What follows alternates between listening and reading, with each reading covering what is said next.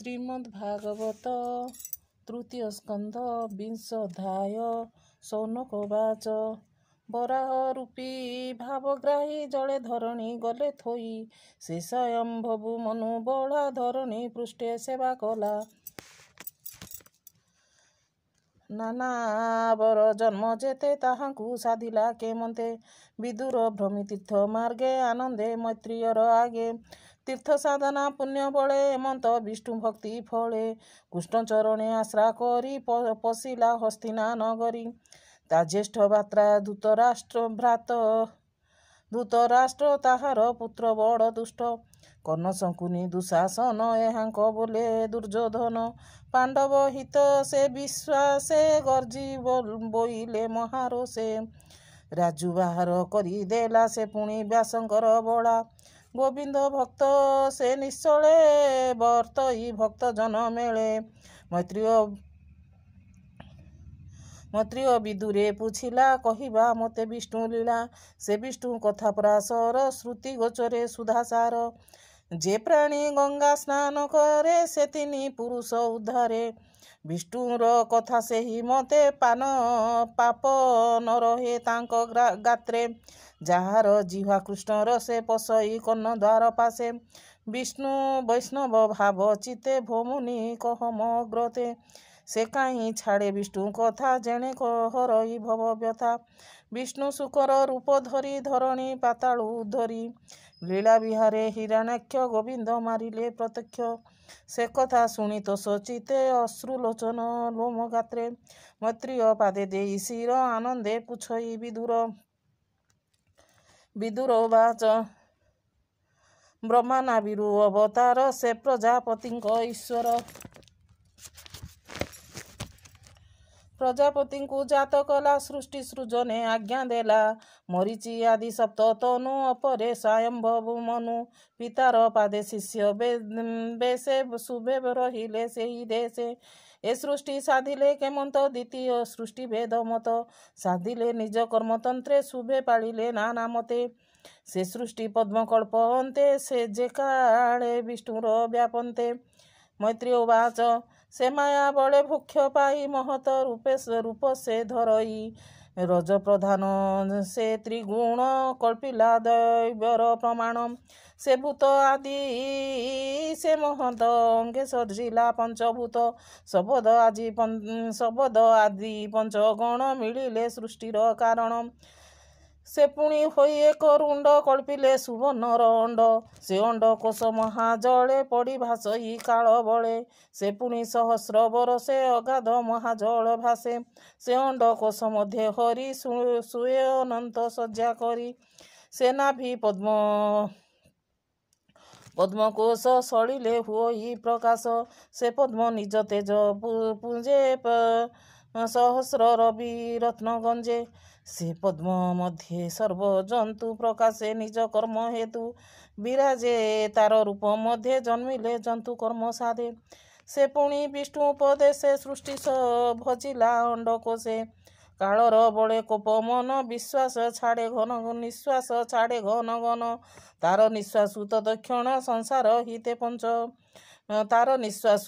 ତତକ୍ଷଣେ ସଂସାର ହିତେ ପଞ୍ଚଗୁଣେ। ତ୍ରାମିଶ୍ର ମହାତ୍ମା ତମ ଅନ୍ଧ ତ୍ରାମିଶ୍ର ମୋହ ନାମ, ଏ ପଞ୍ଚ କର୍ମ ଏକ ମେଳେ ଜନ୍ମିଲେ ଅନ୍ଧକାର ବଳେ। ଏ ସୃଷ୍ଟି ଦେଖି ତମମୟ ଥାତା ଛାଡ଼ିଲା ନିଜ ଦେହ, ସେ ପିଣ୍ଡ ଦେଖି ତମ ଗୁଣେ ବେଗେ ଧାଇଁଲେ ତତକ୍ଷଣେ। ସେ ଦେହେ ସେହି ସନ୍ଧ୍ୟା ମିଶି ତମେ ରଜନୀ ପ୍ରାୟ ଦିଶି।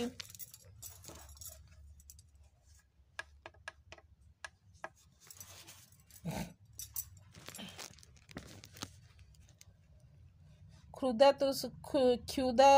ତୃଷାର ରାତ୍ରି ବଳେ ସେ ସର୍ବ ମିଳି ଏକ ମେଳେ। ଥୋକେ କହନ୍ତି ରଖ ରଖ, ଥୋକେ କହନ୍ତି ଭକ୍ଷ।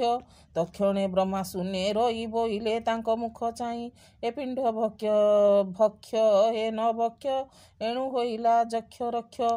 ତୁମ୍ଭେ ଯେ ଯକ୍ଷ ରକ୍ଷ ଗଣ ମୋର ବଚନ ଏବେ ଶୁଣ, ତୁମ୍ଭେ ମୋର ପ୍ରଜା ହୁଅ ଏମନ୍ତ କହି ପିତାମହ ସର୍ଜିଲା ଅନୁକ୍ଷଣ ଗଣ ଦେବଙ୍କ ଭୋଗ ଯେ ପ୍ରମାଣ ତାଙ୍କୁ ଦେଖି ତତକ୍ଷଣେ ଧାଇଁଲେ ଯକ୍ଷ ରକ୍ଷ ଗଣେ ମୈଥୁନ ମୂଳ ସୁଖ ପାଇ ବେଗେ ବିଜୟ ଲୋଭ ବଇ ନିର୍ଲଜପଣ ତାହାଙ୍କର ଦେଖି ହସିଲେ ବେଦବର ବ୍ରହ୍ମାର ହାସ୍ୟ ଦେଖି କୋବେ ମିଳିଲେ ବ୍ରହ୍ମାଙ୍କ ସମୀପେ ଚାହାନ୍ତି କୁପିତ ବଦନେ ଭୟ ପଶିଲା ବ୍ରହ୍ମା ମନେ ଶୂନ୍ୟ ଗୋବିନ୍ଦ ପାଦଧ୍ୟାୟୀ କହଇ ଶିରେ କର ଦେଇ ପ୍ରାଣିକ ଅନୁଗ୍ରହ ଅର୍ଥେ ତୁ ନାଥ ଆଜ୍ଞା ଦେଲୁ ମତେ ସୃଷ୍ଟି କରଇ ମୋର ବଳେ ମତ ଅନୁରୂପ ଏ ଶୈଳେ ତୁ ଏବେ ରଖ ଚକ୍ରଧର ଏମାନେ ମହାଭୟଙ୍କର ଏ ଯେବେ ଭକ୍ଷି ବେଠି ମତେ କେମନ୍ତ ଥିବି ଏ ଜଗତେ ବ୍ରହ୍ମା ବଚନ କନେ ଶୁଣି ବୋଇଲେ ପ୍ରଭୁ ଚକ୍ର ପାଣି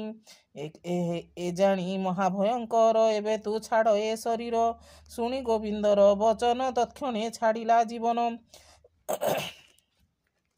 ସେ ଦେହ ସନ୍ଧ୍ୟା ରୂପ ହୋଇ ରୂପେ ରାକ୍ଷସ ମନ ମୋହି ଯେ ଅପସରାଗଣ ଥିଲେ ତାହାଙ୍କୁ ଦେଖି ମୋହ ଗଲେ ନାନା ଅଳଙ୍କାର ସାଜିଣୀ ଚରଣେ ନୂପୁର ବାଜେଣୀ ବସ୍ତ୍ରେ ବେଷ୍ଟିତ ରୂପ ଛନ୍ନ ମୁହୂର୍ତ୍ତେ ବିଷାକ୍ତ ନୟନ ହୃଦରେ ତୁଙ୍ଗ ବୟଧର କଟି ମେଖଳା ରତ୍ନ ସାର ସୁନ୍ଦର ନାସିକା ବିରାଜେ ଦନ୍ତ ତାମିଳ ବୀଜ ଗଞ୍ଜେ ସୁନ୍ଦର ହାସ ମନୋହର ସୁବିମ୍ବ ସୁନ୍ଦର ଅଧର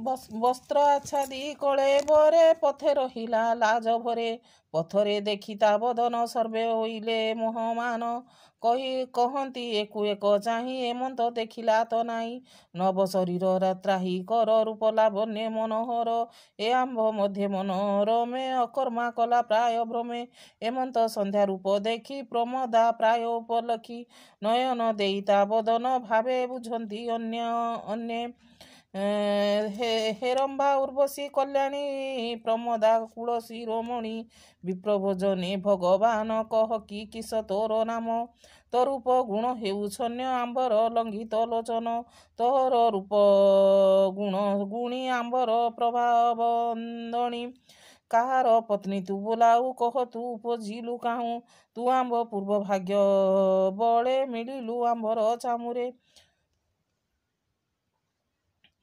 କୌତୁକ କ୍ରୀଡ଼ା ତ ବଦନ ରୂପେ ହରିଲୁ ଆମ୍ଭ ମନ ତୋର ଚରଣ ପଦ୍ମ ଯୁଗେ ଗଗନ ଯୁଥର ତରଙ୍ଗେ ସେ ଗୁଣ ସ୍ତନ ଭାର ଚନେ ଭଜିବା ପ୍ରାୟ ଅନୁମାନେ ଏମନ୍ତ ସନ୍ଧ୍ୟା ରୂପ ଚାହିଁ ଯକ୍ଷ ରାକ୍ଷସ ଲୋକ ବହି ତତ୍କ୍ଷଣେ ନିଜ କାନ୍ତି ତଳେ ବ୍ରହ୍ମାର ଶରୀରୁ ବିରାଜେ ସ୍ୱଭାବେ ବ୍ରହ୍ମା ସେ ଆନନ୍ଦ ଗନ୍ଧର୍ବ ଅପସରା ବୃନ୍ଦେ ସ୍ୱଭାବେ ବ୍ରହ୍ମା ସେ ଆନନ୍ଦେ ଗନ୍ଧର୍ବ ଅପସରା ବୃନ୍ଦେ ବ୍ରହ୍ମାର ଶରୀରୁ ବାହାର ଯେ ରୂପେ ମୋହେ ସୁର ନର ଗନ୍ଧର୍ବ ବିଶ୍ୱାବସୁ ଆଦି ସୁନ୍ଦର ରୂପରେ ପ୍ରସିଦ୍ଧି ଆବରି ଅପସରା ଗଣେ ସୁଖେ ରହିଲେ ଜଣେ ଜଣେ ପ୍ରଥମେ ଆତ୍ମା ତନ୍ତ୍ରେ ଭରି ଭୂତ ପିଚାସ ଗଣ ବାରି ପଛେ ତାହାଙ୍କ ରୂପ ଦେଖି ଭୟ ବୁଝିଲେ ବେନି ଆଖି ସେ ମୁକ୍ତ କେଶ ଦିଗମ୍ବର ଦେଖି କମ୍ପିଲେ ସୁର ନର ଭୟ ଅଳସ ତାର ମୁଖ ଯେବେ ପ୍ରାଣୀ